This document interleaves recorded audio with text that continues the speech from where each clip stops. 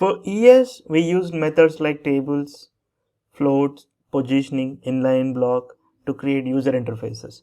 But all of these methods were like essential hacks. The CSS grid layout completely changes the way we design user interfaces. This two-dimensional grid-based layout does not only do the job very well, but also with ease. Before we begin, it is important to understand the terminology of CSS grid layout. Assume this is a web page. This is a typical grid layout looks like.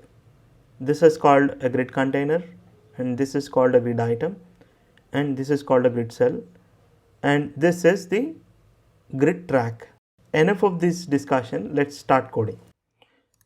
So for this demo, I am assuming that you already know VS Code and you already know what is a HTML document and what is HTML and what is the foundations of CSS. Here is an HTML file that I opened in the Chrome as well, and I have linked a CSS file here, and I opened the same CSS file here. So it will be easy to look at them all at once. Let's go ahead and create some structure in HTML. Div container, div grid item. I might need it. Let's save it and see. Actually, we haven't added any content in them. So let me add some content.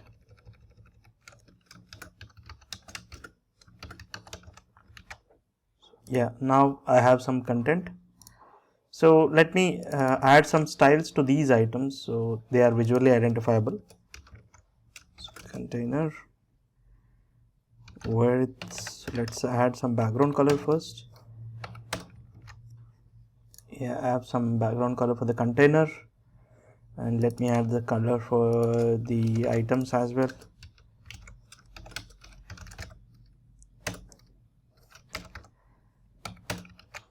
Make the font color to white.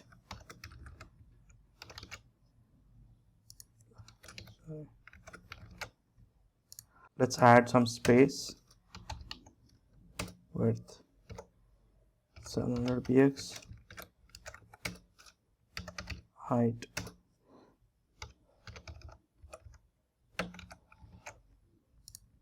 yeah, here is my container. I've added this width and height so that we can look at how grid is aligning the items in columns and rows.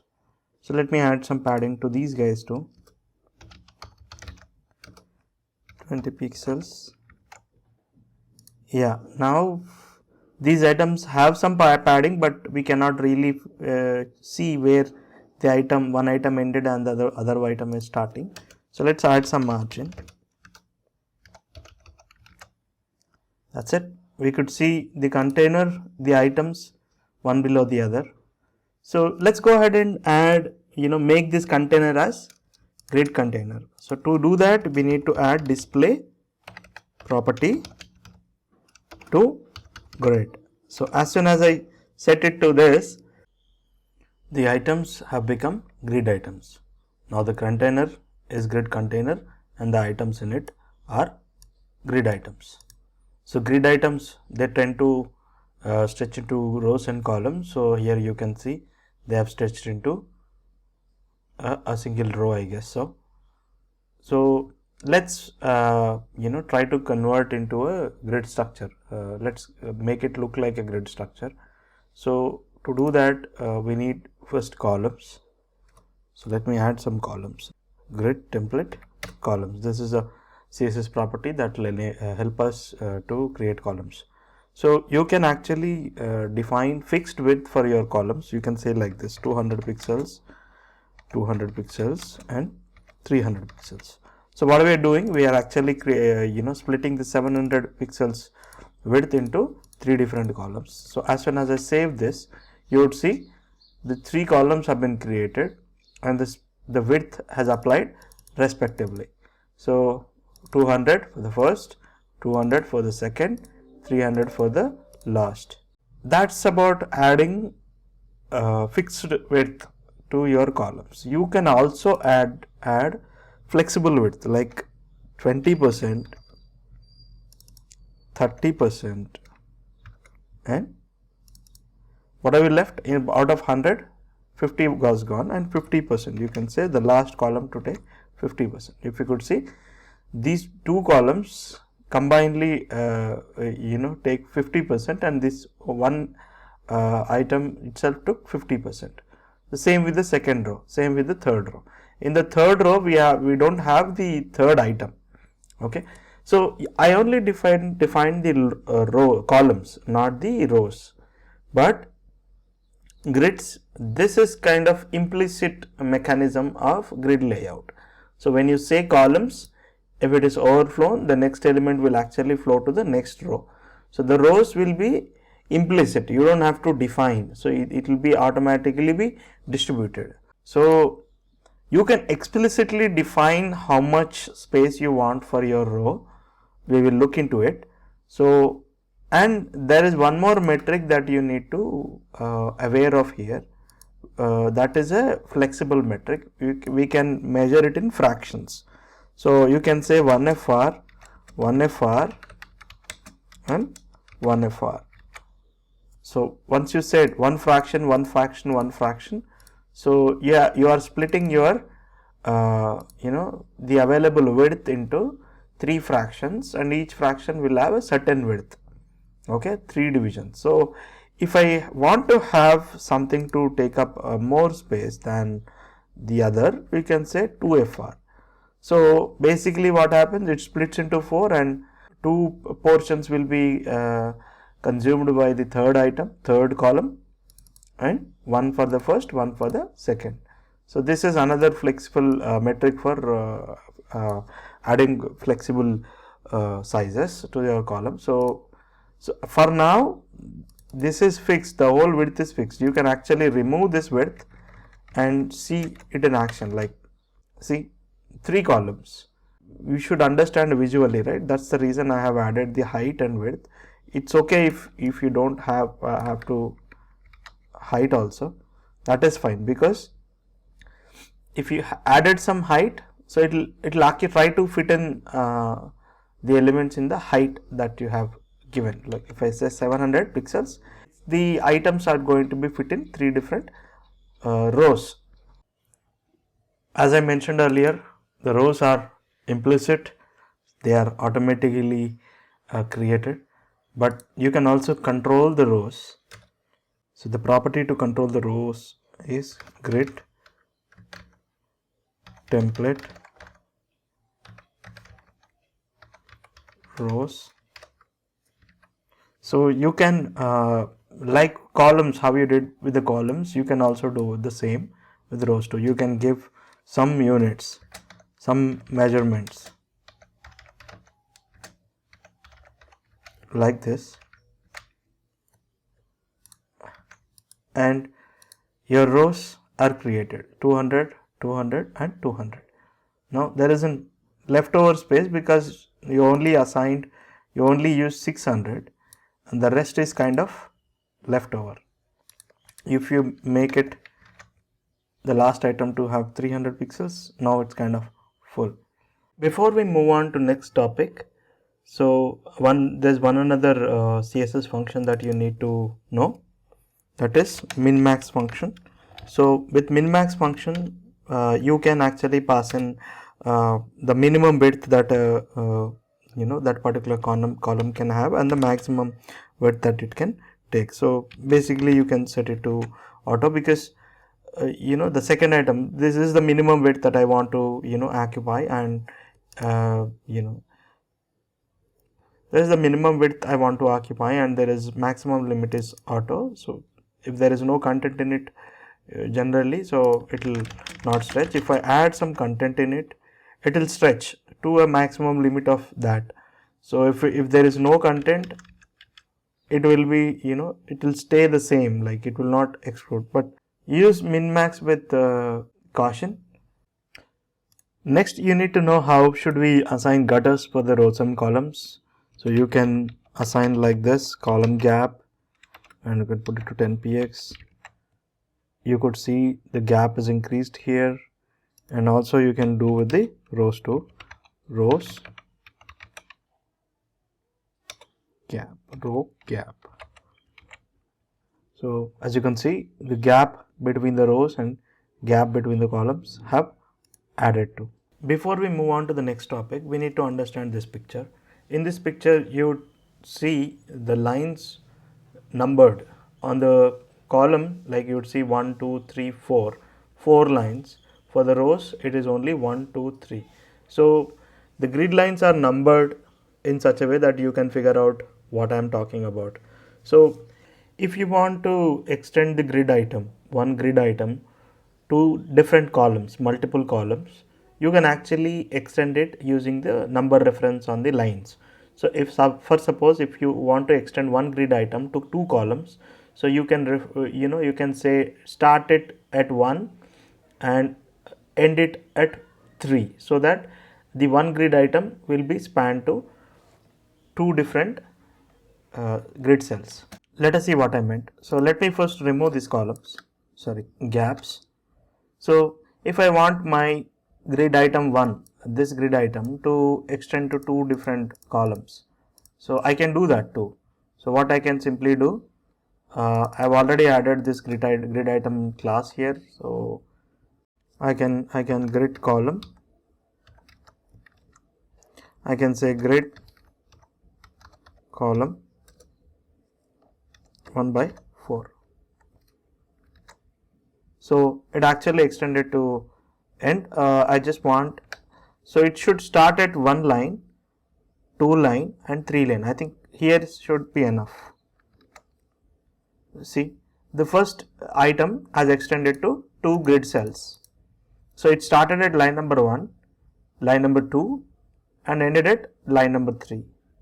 So that's how you can extend, and you can do the same with row 2. Let me just add the style, grid row 1 by 3. So what I'm doing here, I'm saying started 1, 2 and ended 3, and here you say. So as soon as I saved this, so it is extended from line 1, 2 and 3. So it is occupying some of the grid cells. Because of that reason, some of the grid cells have been pushed down. You need to remember what you are doing. You need to look out for the changes that you are doing when you are extending. Let's just try to create a layout with whatever we learned this far, so that we can understand the real-time application of each of the feature we learned this far. So let me go ahead and create some elements so that I can build something like a UI or website, something like that. So I have my container here. Let me add some of the divs, like header and header like this, header,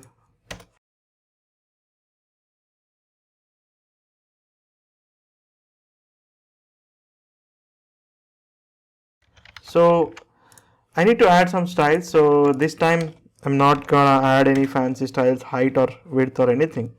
I'm just gonna say display grid. So the container now is grid container. So now you could see everything has become grid items. Now let us build this UI with a good concept called grid areas. What is grid area? You can actually name one element, grid item, to have a name, and we can span that name to different grid cells. Let's go ahead and create these, add some styles to these guys. Header,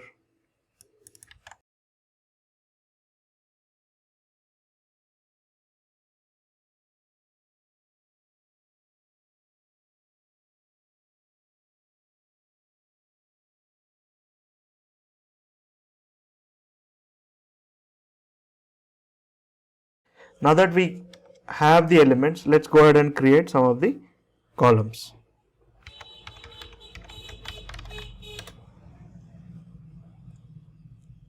I want to repeat here, repeat for 4 times with 25% of width. So as soon as I given this, now the grid container has 4 columns, each of the column having 25% of the width.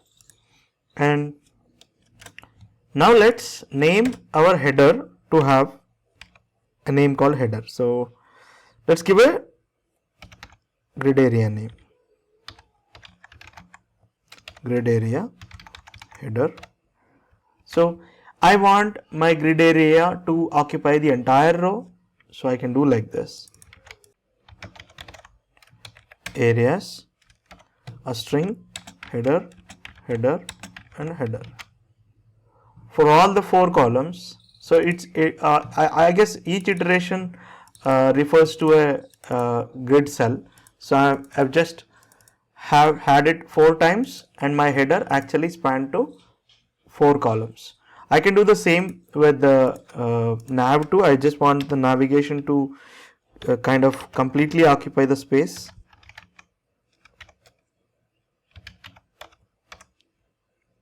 And copy this name, come here, nav, nav, and nav, nav. Now for the columns occupied by nav. Features, the same feature will also occupy 4 other columns, but I can have this feature. Let's add the feature beside the nav as a 1 column like this. Navigation is here, feature is there, and my footer is like this. Footer usually goes alone, so it is not accompanied by any element.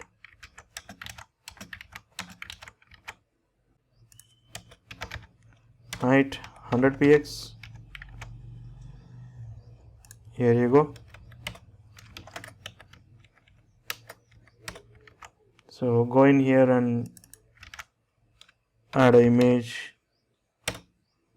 Okay, source src. I have some image here. Let me add that. A logo is attached. So there is another video to how to create a toolbar that is given in the description. You can actually use that style and create a toolbar in here, and you can have some HTML here and create a navigation and place some feature content here. So like that, you can on and on go and design that layout. So let me at least make some sense out of this design. So navigation height not more than 40 pixels. Okay, and now the feature is kind of increasing along with the navigation, and I don't want that, so I can do this. I can allow the navigation to extend and have the features as its own row.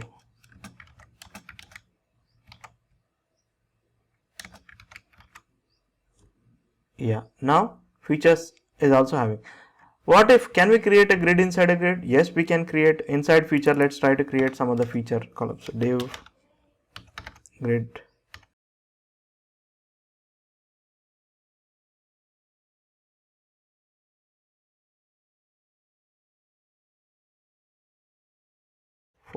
Now we have 4 features inside the features. So I can convert these features again to display grid. This has become grid container now, and now I can have this feature item class here and say padding 40 px. Here we go, grid template, columns, 2 columns, 2 different rows. I can say 50%, 50%, 2 columns. I want the gutter, some gutter. I can put.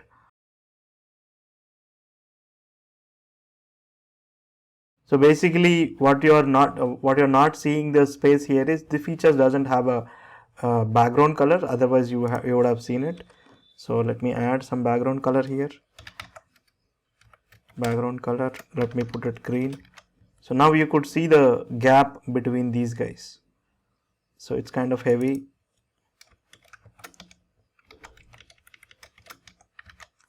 So I can put some feature content here like an image or something like this.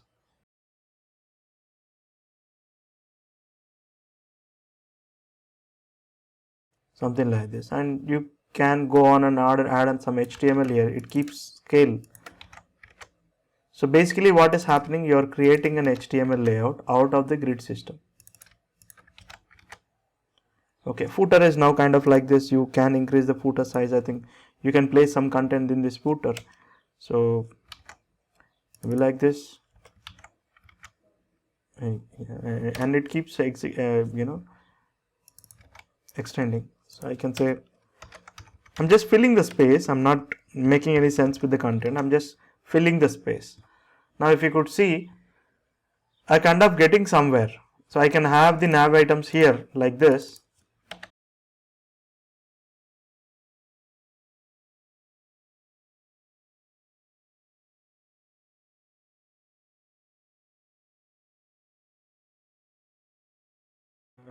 I'm running out of ideas, so I'm not worried. So let me add some styles to the nav. Padding 20px, save it, line height 20px. So basically what's happening is my items are aligning into the top. I can say I can ask the alignment to be center, like align items center or something. So I can go on and make it more beautiful, but I guess the goal is achieved. Like how can we use the grid system to create layouts? This is one sample demo. Thank you guys. Thank you so much. Please do subscribe. Please do comment and let me know if I missed anything. I'll be happy to address.